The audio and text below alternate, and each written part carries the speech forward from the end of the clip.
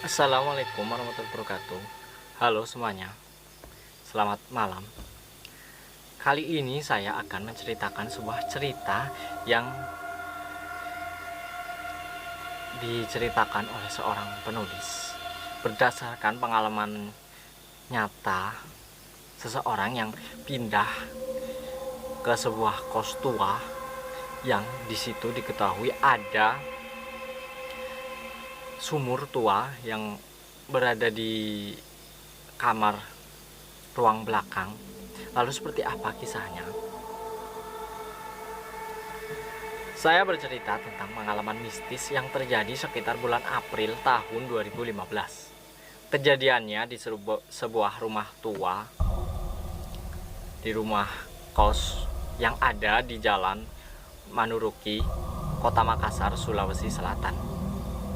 Sengaja memang tidak disebutkan letak posisi dari rumah tersebut secara detail, semata-mata untuk menjaga privasi.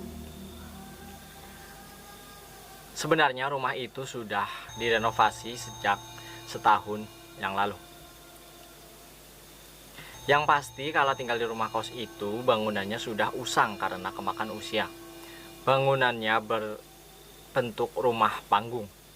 Bagian atas dihuni oleh sang pemilik rumah, sedangkan di bawah atau di kolong rumah dibuatkan sekat-sekat kamar dari triplek tipis dan digunakan sebagai untuk kos-kosan.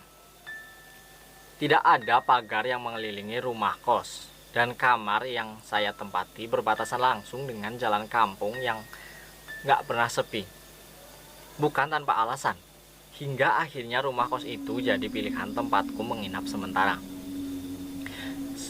Karena di tempat kos yang lama ada perselisihan dengan anak kos yang lain, sehingga mendesak saya untuk pindah ke tempat kos yang baru. Ya, kondisinya memang jauh dari ekspektasi yang saya bayangkan. Bahkan jadi jauh dari kos yang sebelumnya saya tempati. Belum lagi sewa kamar yang terbilang mahal. Kamar seperti itu dibiayai dengan harga 450.000 per bulan. Tapi apa boleh buat? Karena hanya untuk sementara, kupikir tidak ada masalah tinggal di kos tersebut. Dan tinggallah saya di sana tanpa tahu menahu cerita keangkeran rumah kos tersebut. Awalnya semua berjalan normal. Saya menjalani rutinitas seperti biasa. Bekerja dari hari Senin sampai hari Jumat, dan berangkat pagi, pulang sore.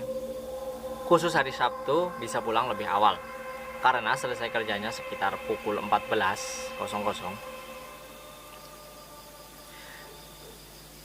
Awalnya saya tidak menyadari dengan keanehan yang kerap terjadi. Hanya beberapa kejadian kecil seperti bolam lampu yang hampir 2 kali mati sendiri dan harus diganti. Dan saat saya tanya ke ibu kos, gigitan tikus menjadi jawaban penyebabnya. Waktu terus berlalu, mulai terasa ada yang tak lazim di rumah kos itu. Di antara 3 kamar kos, kenapa cuma saya yang tinggal? Dan kemana anak kos yang lain? Sempat kutanyakan juga sepinya kamar kos yang lain. Tapi ibu kos berbadan tambun itu jawab sekenanya. Sembari tidak memandangku, ia menyatakan anak yang lain tengah di kampung dan ada yang lagi menginap di rumah rekan atau kerabatnya. Dari situ saya merasakan ada yang janggal dari omongan si ibu kos tadi. Saat datang pertama kali, ia bilang ada 3 kamar kos yang sudah terisi semua. 1 kamar ada yang diisi 2 anak, ada pula yang bertiga.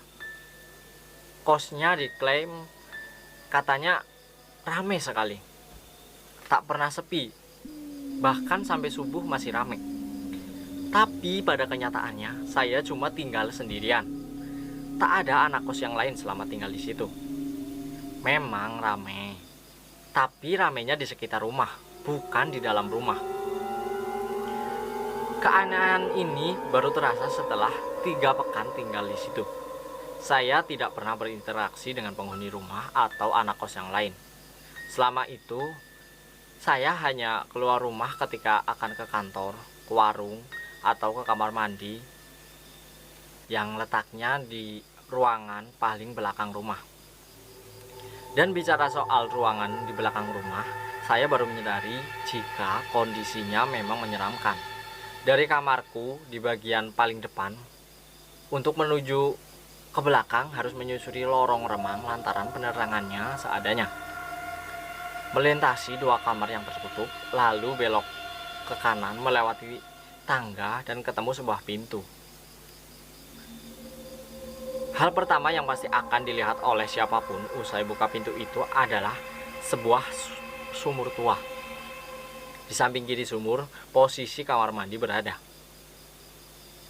Nah, puncak keanehan sekaligus menyeramkan terjadi pekan terakhir pada bulan April 2015. Kalau tidak salah hari itu pas malam Jumat.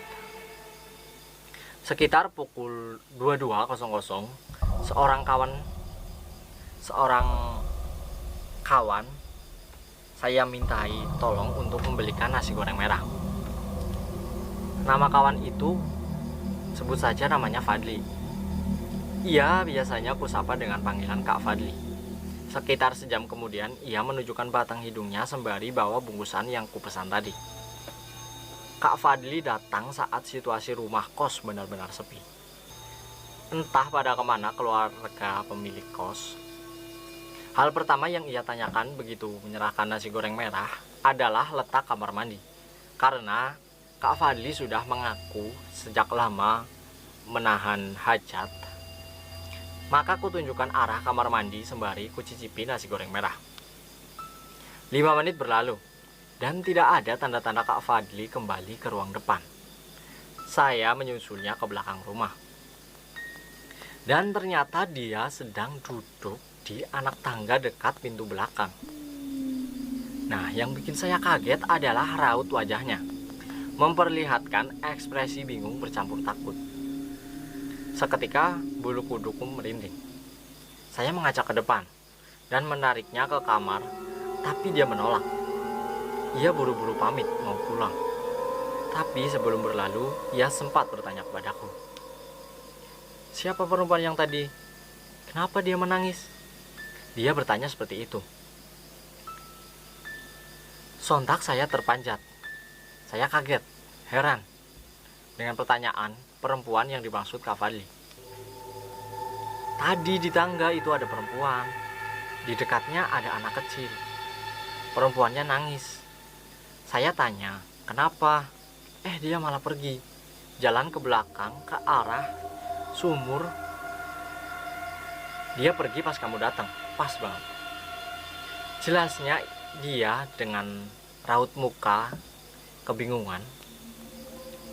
Seketika kakiku menjadi lemas mendengar apa yang diucapkan Kak Fadli. Saya bingung apa yang terjadi. Siapa yang menangis? Siapa perempuan yang dimaksud? Pertanyaan yang memenuhi pikiran hingga saya berupaya menjawab rasa penasaran itu. Saya kira penghuni kos yang lain sedang berada di ruang belakang. Ternyata tidak. Ruang belakang sepi, dengan pintu sumur yang tertutup. Saya lantas balik ke kamar, dan lebih memilih bersikap masa bodoh atas pertanyaan Kak Fadli.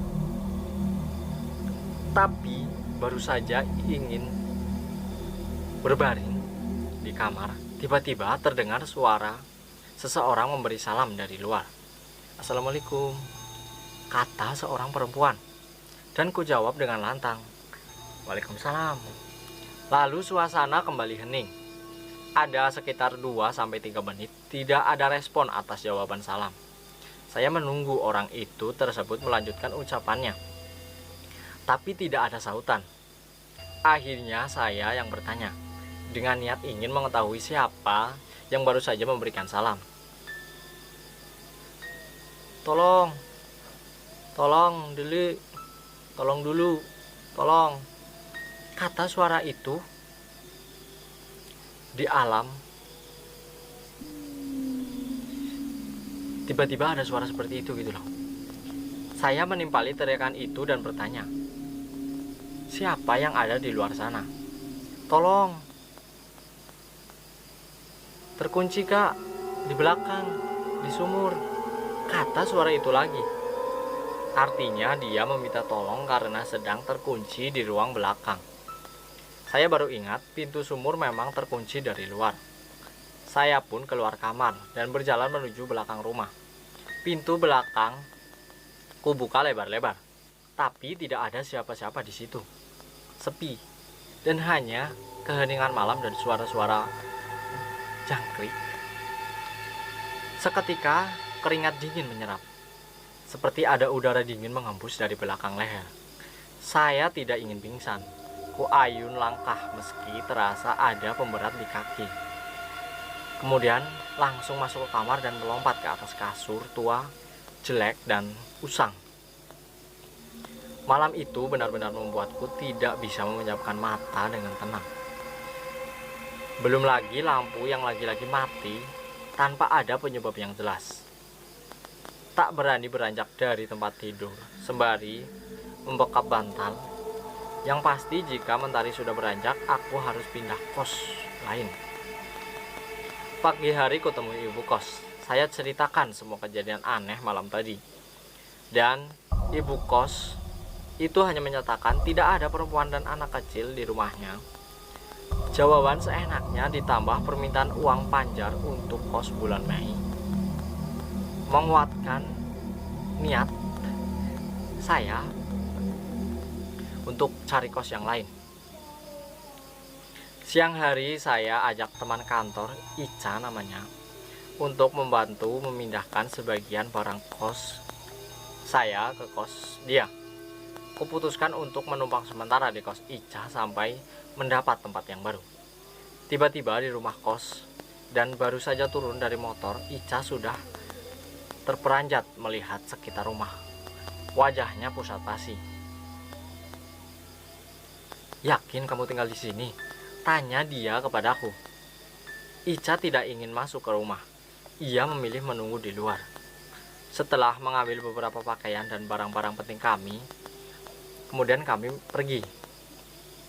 Di tengah jalan Ica bercerita tentang apa yang dia lihat. Rupanya dia melihat sosok gaib penunggu rumah kosku tadi. Pohon mangga di depan rumah itu ada sosok tinggi besar dan kuntilanak merah di sana.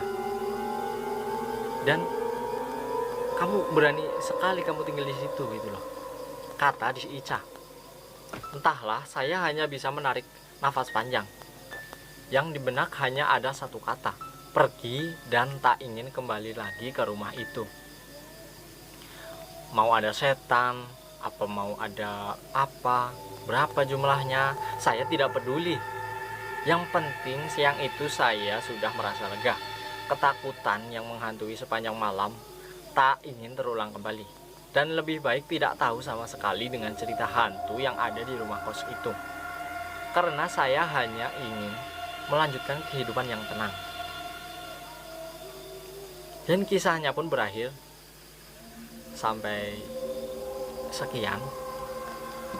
Semoga bermanfaat dan teman-teman terhibur. Dan saya ucapkan terima kasih kepada teman-teman yang sudah menyempatkan untuk menonton dan mendengarkan cerita ini sampai dengan selesai.